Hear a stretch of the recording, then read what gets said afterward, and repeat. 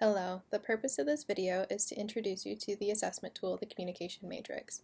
It's a great assessment tool when trying to assess our low incidence students. Go to www.communicationmatrix.org. This is a free tool. You can choose to either try it now or create an account. For the purpose of this video, we are going to create an account. The email I'm going to use is the Wayne Attrick email.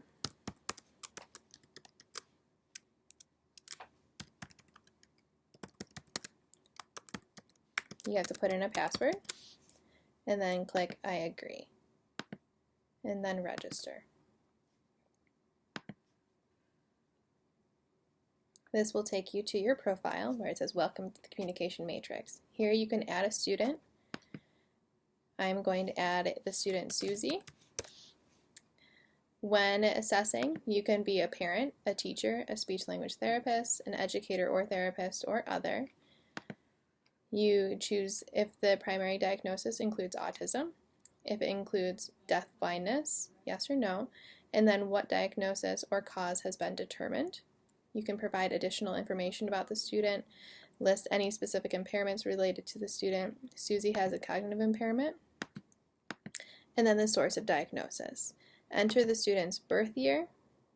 Susie is 10 years old, and then indicate whether they're male or female, the primary language spoken at home, and then where the person lives. You have to include the state and then their race. I'm going to say that Susie is an unknown race. Click Add Child. It will bring you back to your home page, and you will note that the student you input is there, and you can create a new matrix for this child. Starting a new matrix, you can also enter data from a printed version, or you can update based on the child's last matrix. It will then direct you to the actual assessment. Here you read the statements. This one is about the child having control over their body. Susie has surpassed this stage. Again, it will take you to the next statement. Here, this is talking about having control over their behaviors, but doesn't actually use them to communicate. This is where Susie is right now, so I'm going to say yes. It takes you to the next screen, which talks about the scoring process. Mastered, meaning the student does things independently. Emerging, meaning they do things inconsistently.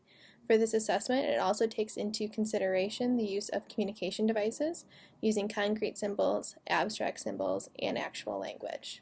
Click Continue. Now it asks you specific questions about the student. Protesting is where it starts. Can you tell that your child doesn't want something specific, such as a certain food, toy, or game you are playing, like tickling? Yes, I can tell that Susie wants something, or does not want something. If you are unsure of what this communication behavior looks like, you can click View Image to see an example of what the communication behavior looks like of protesting. You can also view a video if you want. Here it looks at students' body movements, early sounds, and facial expressions. Susie has mastered the area of body movements. She mastered early sounds and facial expressions when protesting. Click Next. Now it's asking about if the student can communicate they want something to continue. Susie can.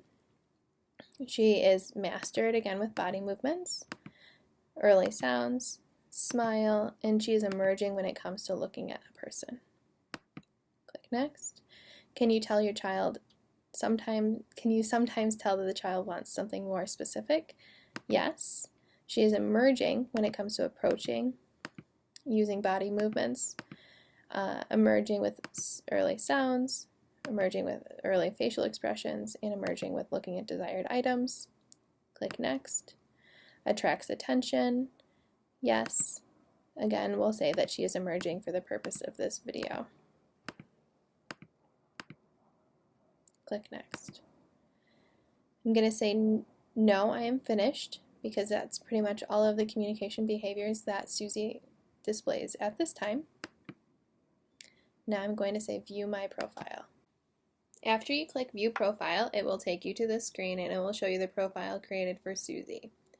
Here you can see the 7 different types of communication behaviors listed along the side and the 4 purposes of communication listed at the bottom. The purposes are refusing, obtaining, social, and informational. With Susie, we only got to the intentional behavior level of questions. Obviously, there's a lot more questions that you can go through depending on your child's skill level. She has mastered the area of protesting. She has mastered the area of continuing an action. And she's emerging with the areas of obtaining more of something and attracting attention. This low-level behaviors do not address information seeking. That's more of an academic skill. At the top here, you can click on Skills List, and it will give you a printout of the exact skills that the child does, what they've mastered, where they're emerging, and what type of skills they are, whether it be body movement, early sound, facial expression, or a visual. If you go back to the profile, here you can also print the matrix to keep it on file to compare at a later date. If you go home, you can also start a new matrix for this child and continue to assess them throughout the years.